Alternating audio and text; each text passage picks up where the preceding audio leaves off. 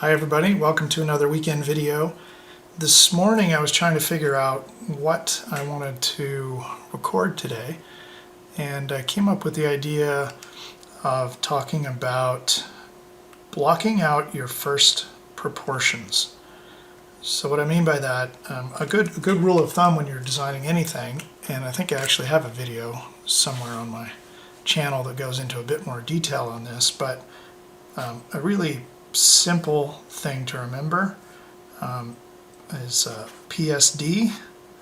That stands for not Photoshop data, but it stands for proportion, surface, and detail. So when you're doing the design of an object, this is a nice hierarchy to think of. So first important thing to get right, or make it at least interesting, proportions. Next comes the surfacing of those shapes and proportions. And then last would be the detailing of that object.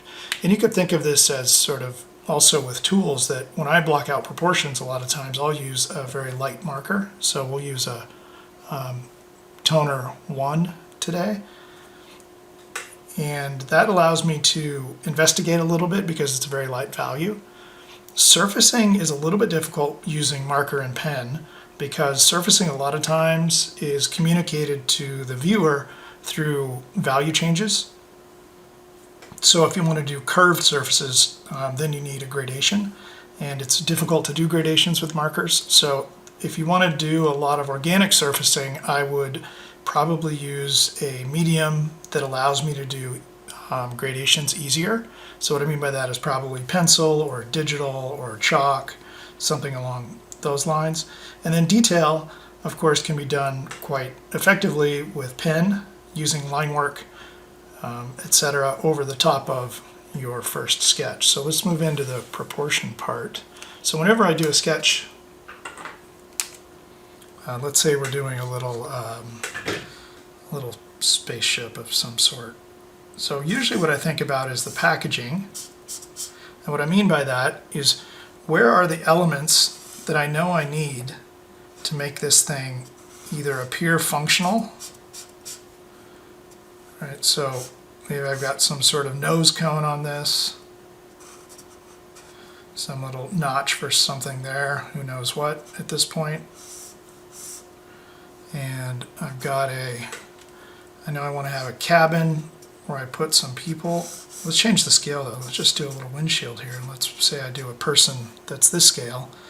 There's their head, there's the headrest. You know, I'll switch. That would be the point one, the toner 1. It's if I was drawing for myself, I would do something like that. I'll go to a toner 2 so that it's a bit easier to see on camera. So here's the windscreen, there's the instrument panel, so a little cockpit, so pilot's head there and body. And you can either draw with lines and a marker, or if that's an easier way to visualize the forms, then I would say by all means use a line to draw with, but you can also just use value and block out big areas.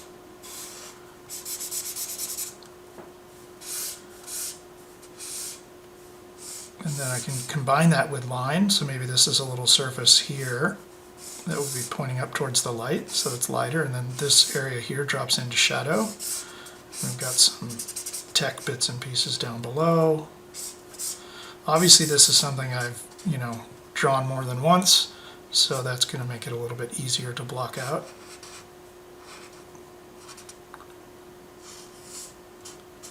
But that's pretty much how I would start. I know that I've got a person here, so that cockpit is going to take up some amount of space, so I have to imagine where's the person through here. Then I want to change the proportions of this cabin area, and maybe including the headrest here. I want to balance the proportions of this versus the proportions of the rest of the fuselage, and maybe an engine exhaust something poking out here.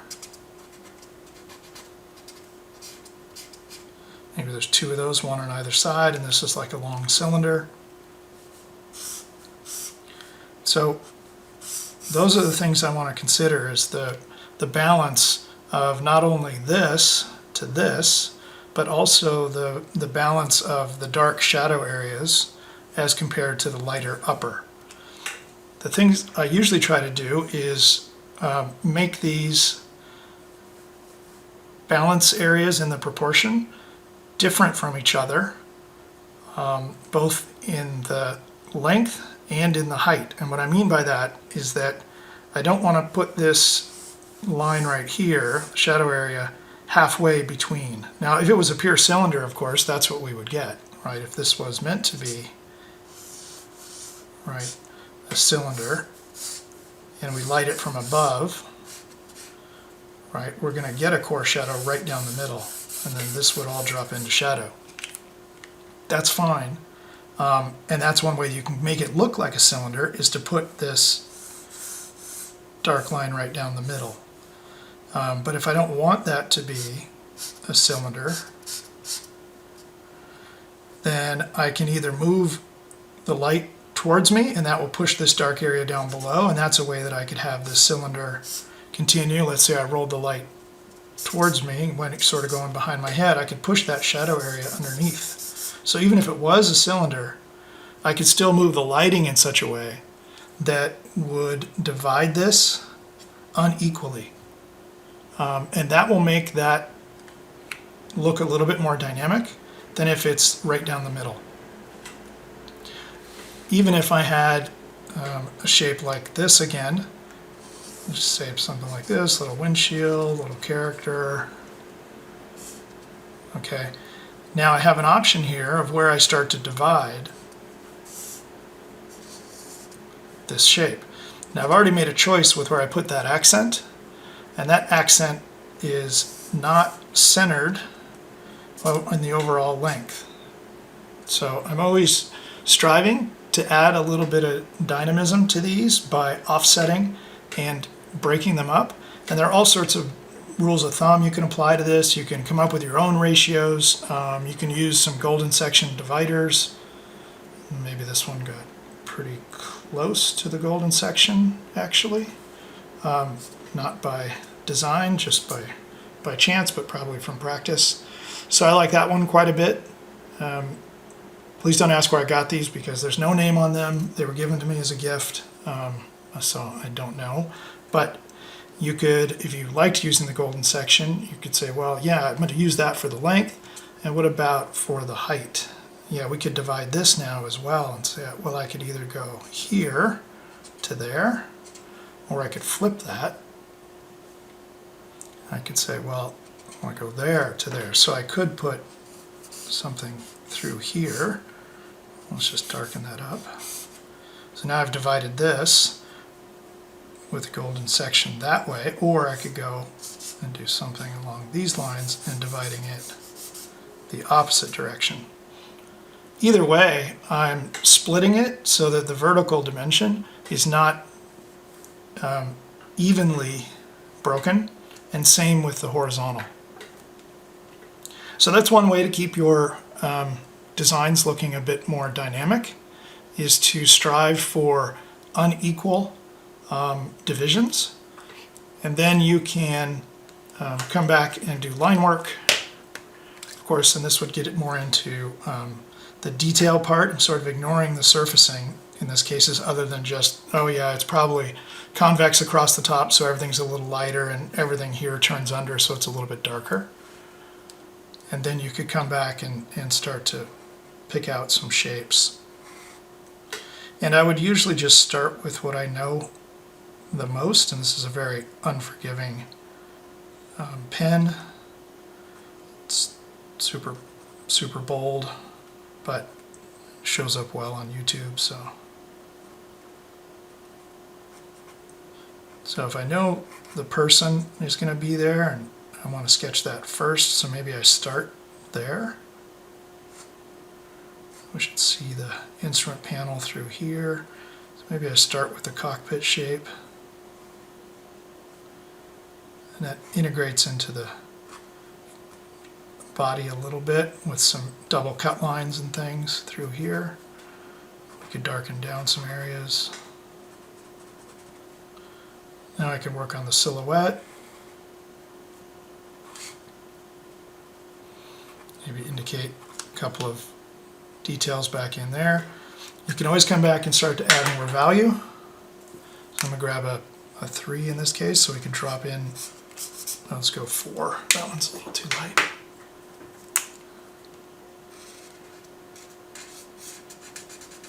So I could start to drop in some things here, and then I could define this element of this rocket, and then maybe it also has a shadow side, so this goes a little bit like that. Or VP is somewhere here, so we see a little bit of the front side of this cone sticking out. It's got some fins on it maybe. Alright, so you get the idea there. So the concept is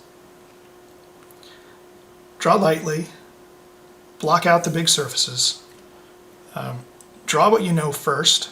So what I mean by that is that if I was going to do a car or any vehicle, I usually start with the wheels.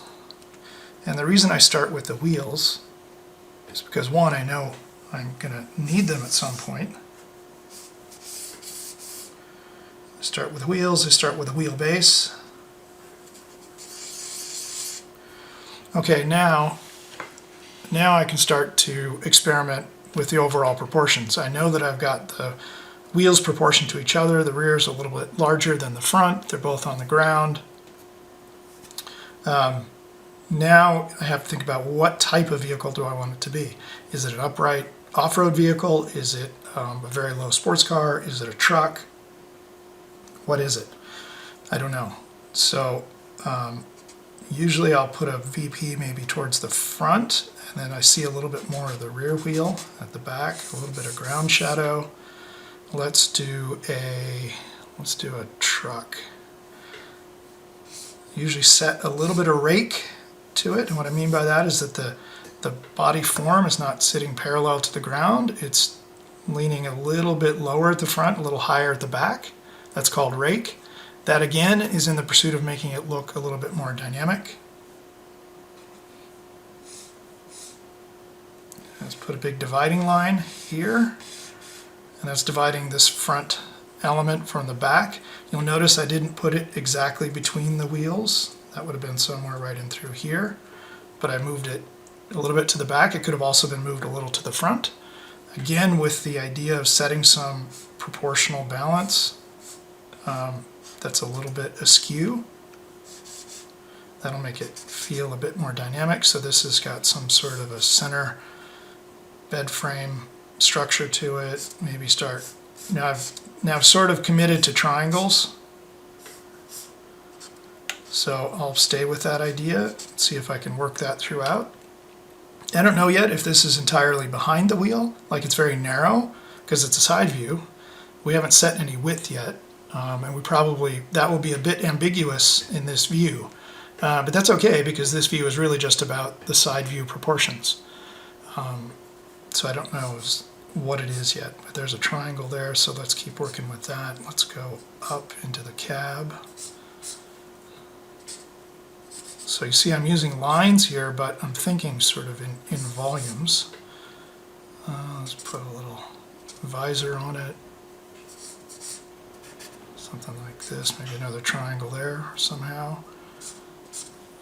Front A-pillar, that's the front of the cab. Make this float off of here a little bit. Window shape. Don't know what's happening at the front. It's all sort of behind the front wheels. I don't know if there's any overhang. In this case, no. I'll just leave it at that. I like the balance between that. I might think, well, that's a bit equal, this one to this volume. So maybe, since I'm working in light marker, I would thin up this cab a little bit like that.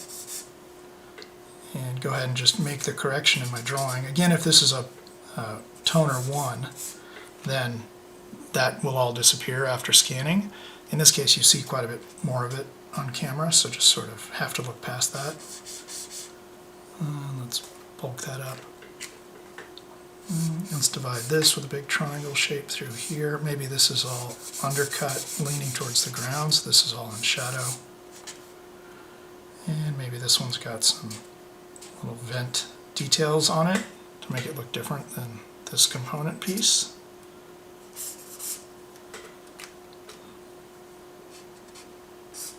And the window does this, and we see up the underside of the roof there a little bit. Steering wheel, instrument panel.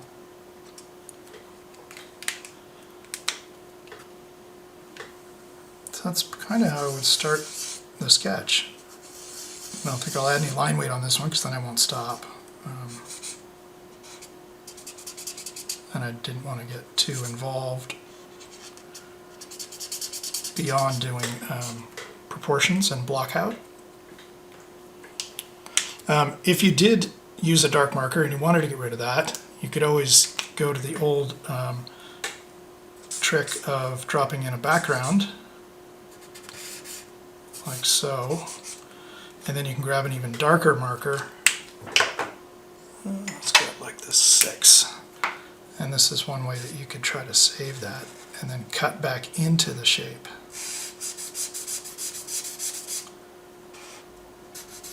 Like so.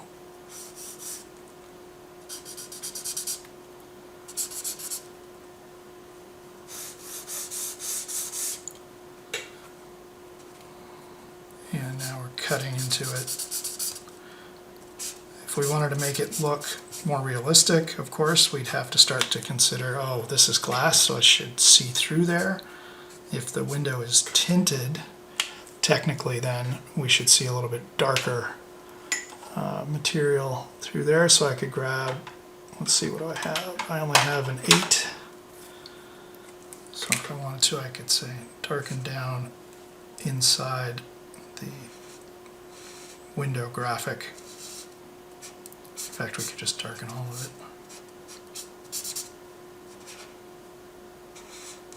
it. Like so. So now we see the background through the glass.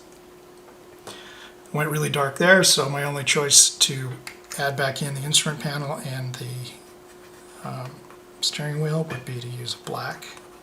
It's a little bit too dark, you can't really see, and then the underside of the roof there would be, the headliner would be dark as well.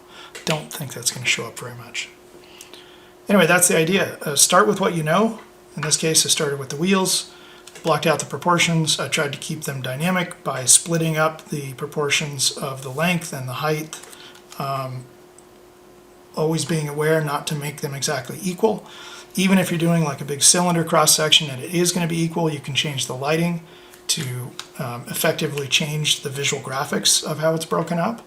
And then once you know what your